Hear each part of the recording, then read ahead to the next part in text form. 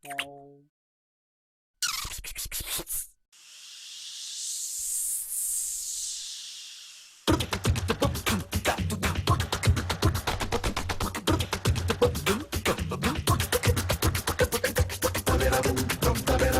الله الرحمن الرحيم. مطبخ منا للإفادة والاستفادة. النهاردة إن شاء الله بإذن الله هنعمل شراب الموكا، طبعا كلنا بنحبه.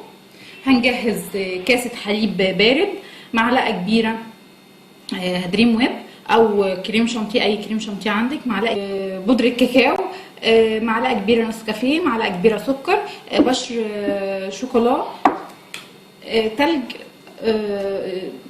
تكوني مجهزاه طبعا.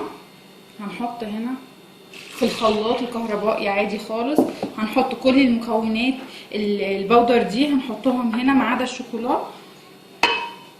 تمام، هنضربهم في الخلاط.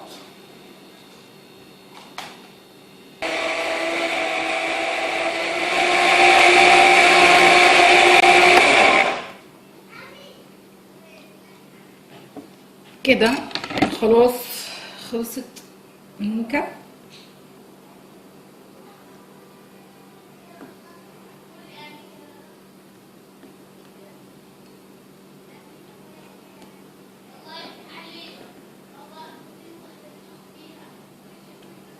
هنحط تلج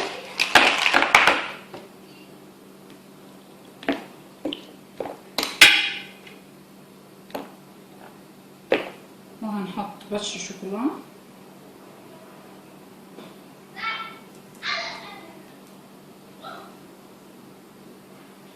وكده. مفيش اسهل من كده من الموكا واحلى من كده، وان شاء الله تعجبكم.